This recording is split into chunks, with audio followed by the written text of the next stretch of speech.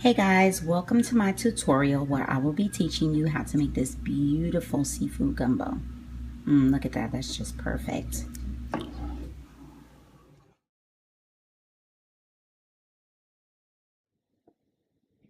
So I'm gathering my ingredients for my gumbo this evening, and what I'm making here is shrimp stock. This is not a requirement, it's totally optional, but when you complete your roux, the gumbo recipe will often ask you to add water. Well, at this time, I like to add shrimp stock instead because it gives it a little bit more of a seafood flavor.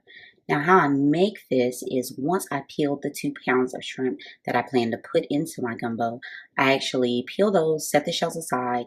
I place them in water along with salt and pepper, garlic, thyme, celery, onions, carrots, and parsley, and a bay leaf. Don't forget the bay leaf. And I add all that into the pot and I boil that for 45 minutes to an hour. I prefer an hour just because it's a nice round time. But once that's done, you strain that and you have your shrimp stock. And that's what you will add to your roux to start to actually get your gumbo to take shape. Also, you can freeze this. So if you have too much, if you make too much, that's perfectly fine. You can freeze it in something so that you can pull it out next time you want to make gumbo or any other seafood dish that requires you add a stock. Okay, so now I'm going to get you started with your ingredients for your gumbo. This is actually all you will need. Okay, first you're going to need your oil and your flour. Okay, that's going to be what we use to make the roux, and that I will show you shortly. That's probably the most complicated part of making gumbo, but what you want to do is whatever size gumbo you're making, you want to use a 1-to-1 ratio. So that is 1 cup of oil and 1 cup of flour. Okay, if you're making smaller, if your family's small, then you want to go a little bit more, but this is what I usually start with because we eat this for a couple of days when I make it. Okay, this is your shrimp.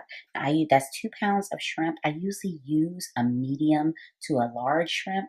I just don't think salad shrimp look attractive in a gumbo. I know that it seems like you can get a lot more in there and it looks, but it doesn't look as pretty.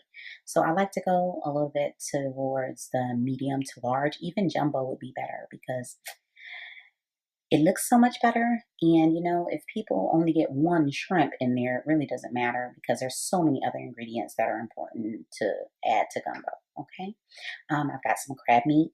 This is back fin. It is not lump. You can use lump, but the origins of gumbo is kind of like a trash soup type of thing, like all your leftovers and things. So you don't have to worry about it being too fancy, but do what you please.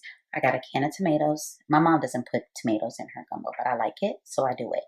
This is just dark meat chicken. What I did was I did about 5 drumsticks, and you can boil them if you like. What I did today, because I'm all about cheating, I actually put them in a skillet and put them in the oven and just bake them down.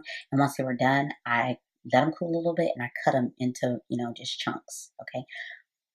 I'm sorry, I'll say this, but chicken breasts, no bueno. They just don't go well with gumbo. It's just kind of just sacrilegious there. Okay, so we've got this is andouille. You can use smoked sausage. Most recipes will call for smoked sausage, but I like to be authentic, and andouille is a Cajun type sausage with the spices already inside. You can buy it. Sometimes it's hard to find in a regular grocery store, but if you're lucky, use that instead. So I haven't cooked it yet. They're usually fully cooked anyway, but I slice it up, and that's just 1 pound. So one package, 1 pound. This right here is a nice little mix of onions, green peppers, and celery. It's not marpois because it doesn't have carrots. They usually say marpois when you have carrots, but I don't put carrots in my gumbo. So this is how I did it. Now again, quick way to cheat. I'm all about buying frozen. You do not have to chop all of this by yourself. I'm all about doing frozen. I wouldn't do dehydrated or anything, but yeah, let's do frozen. It's quick, it's easy, and it shortens on your recipe, shortens the time. So that's okra. Now here's the thing. Not everybody likes okra. I'm okay with okra in soups, especially, but I'm not a fan of just eating okra by itself. But okra is what thickens your gumbo. So, it is an important ingredient to me. But there are people that choose to use filet. I don't use filet. Gumbo filet, you'll hear it, you'll read about it. It's all about, your own taste. From what I understand, it is made out of ground sassafras leaves or something like that. I don't even know what sassafras is, so no thanks. But I do have it, and that's what it looks like. Gumbo filet, Tony Satchery's. So, um, all of these are the things that you're going to need. Oh yeah, and I forgot about this. Of course, you got your stock, shrimp stock that I made earlier for you. Okay, so that's all your ingredients. Take a good look at them. Oh yeah, and I forgot this, of course. Creole, Cajun seasoning, whatever, whichever one you choose, it all does the same thing, okay? So those are all your ingredients. Okay, so now I'm gonna get started on my roux. Remember I told you have your ingredients ready 1 to 1, one of flour, one of oil. I don't recommend you using something like olive oil, but I think just about any other oil will do. This is just not supposed to be a healthy thing. I've never had a healthy gumbo recipe. It just doesn't match up, so let's not do it. Funny story, but that little black mark right there is actually from the last time I made gumbo for one of my parties. That is a spot where my huge gumbo pot actually burned a hole there in my countertop. I need to get that fixed, but I just haven't gotten around to it. So anyway, I put my oil in the pan. I like using a cast iron. Of course, not everybody has those, but it doesn't matter. It's just my personal preference. I get stuck on things. I use this for this and cornbread. I don't know. Those are like musts for me. So anyway, so I got my oil in there. You're going to need a whisk. And I use a spatula. You can use a wooden spoon or a spatula too, but basically the spatula is only to be able to get out of the corners when your roux starts to make that funny. Here we go. It starts to gather in the corner. So now basically, making a roux is probably the most difficult part of making gumbo. What you're basically doing is almost frying flour. Okay. Now, I pour that all in one clump. Usually I would be a little bit more careful and add it so that it had time to get all of those lumps out. But it'll come out because I'm used to doing this and I've done it a long time. So you're going to see it start to bubble, and that's perfectly fine. You can do it on medium top, medium high heat. The thing about this is that it takes a long time. You're going to want it to go from this white looking color to more of a caramel color. A caramel color. Some people go for a really dark roux. I don't do that. I like caramel. It makes it work. And plus, it usually takes about 20 minutes to get to that. And I can't imagine doing it much longer than that because you're standing over constantly stirring. So this is common for it to do this. And like I said, we're going to just constantly stir for almost 20 minutes. My mom used to say, grab a beer and drink it. And by the time you're done with that beer, your roux will be done. Because standing over the stove can be kind of annoying. But I don't drink beer. So I could do a glass of wine, but nah, I'll just stand here. I got 2 hands full dealing with this phone and recording this. So again, this is what you should start to look like. I'll start to give you more pictures as it starts to darken, but never stop stirring. You can take a few seconds to stop stirring, but come right back to it. I mean, like really a few seconds, okay? All right. So as you can see, I use my whisk to stir, okay? But every once in a while, take that spatula and go around the bottom because it is flour and it will stick. So you kind of loosen it up and you can see the whole parts in there because that's when it starts to thicken, okay? Now that's the problem there. You don't want that to get too hot and burn. If you burn your roux, it's basically over. You're gonna have to start all over again and start from the beginning, because then your gumbo will taste burnt the entire time.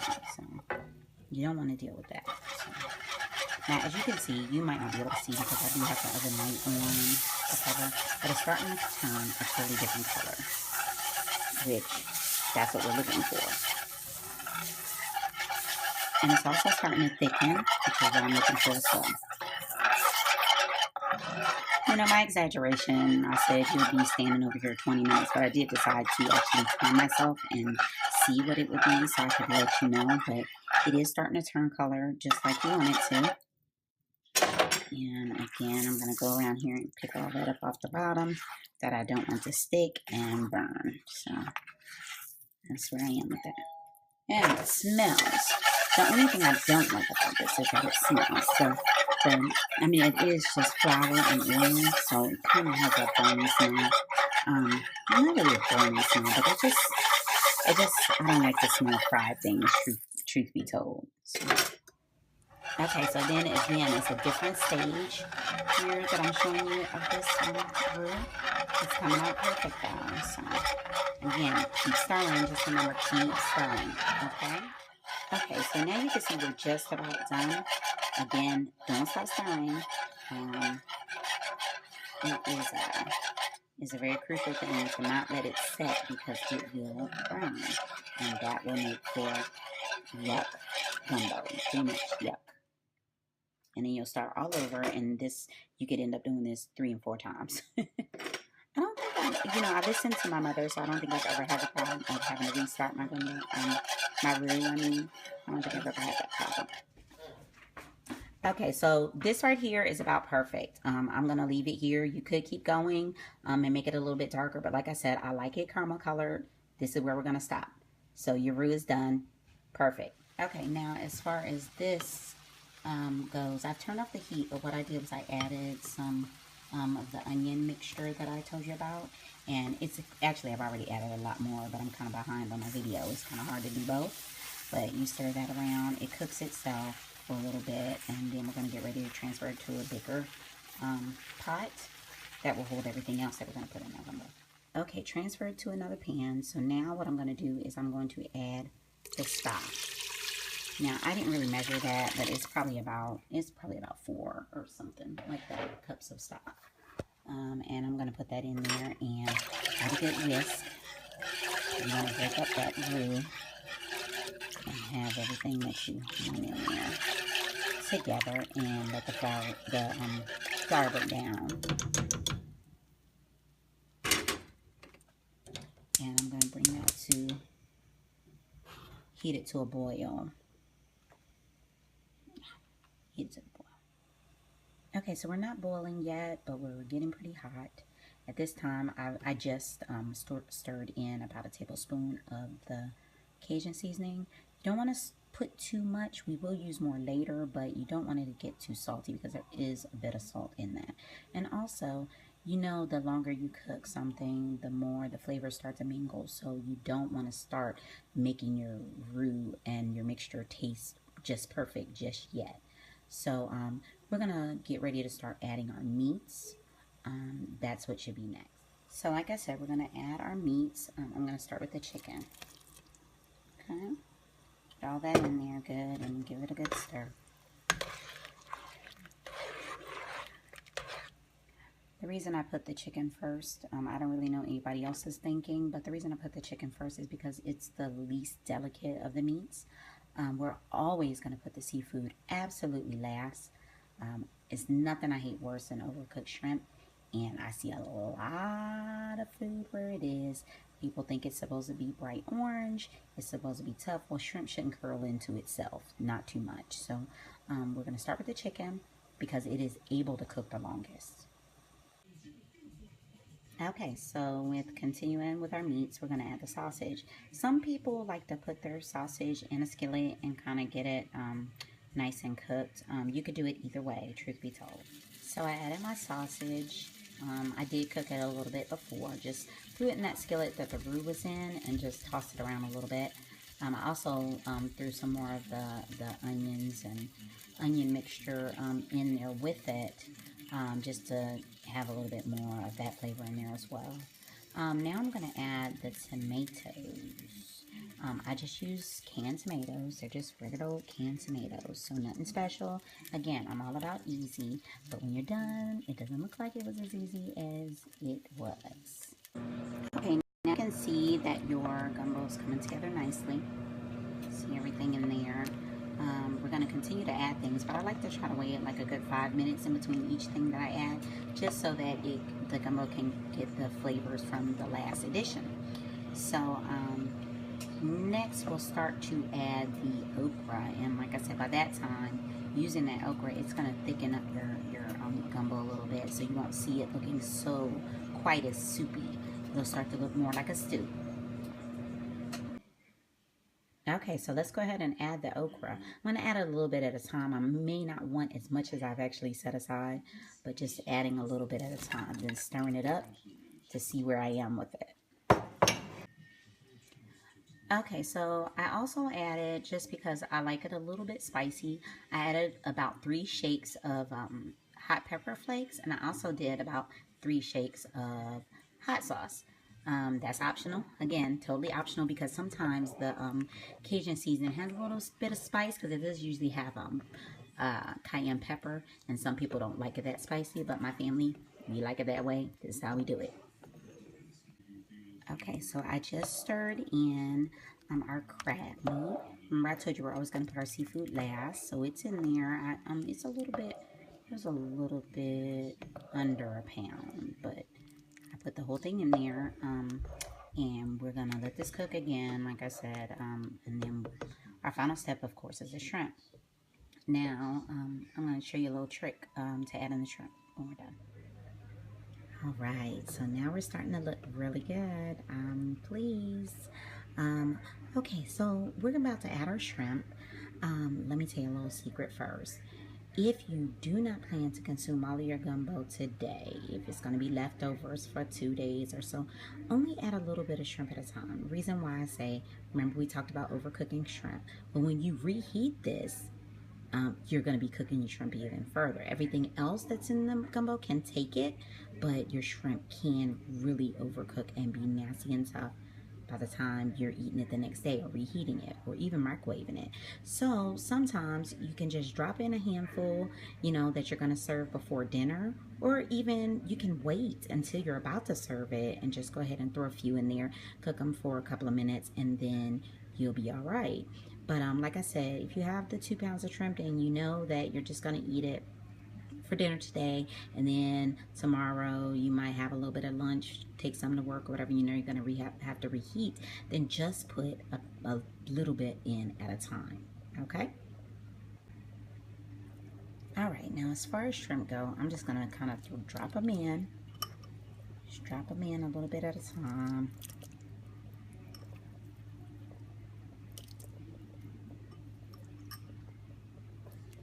And to be honest with you, stirrings are not really necessary at this point, unless you just want to see it go in. You don't really have to stir. You can just kind of lay them on top almost.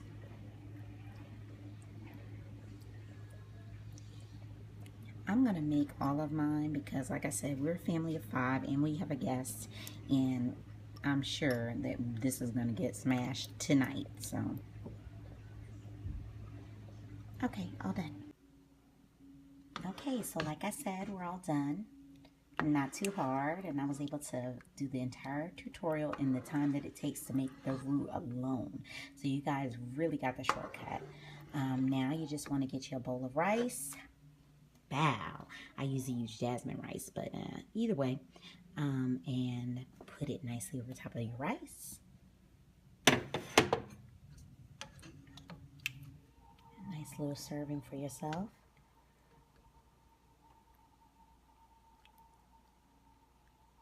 And a little more juice. There you go. And there you go. There you have it. There is your seafood gumbo. I hope that I made it easy enough for you, and I'm actually going to go and enjoy it. Was special for Mardi Gras, and happy Mardi Gras to you all. And again, please comment on my tutorial and let me know what you think I could have worked better on. Now, I'm not talking about editing because I'm still working on this. Remember, this is my first one. Enjoy your day.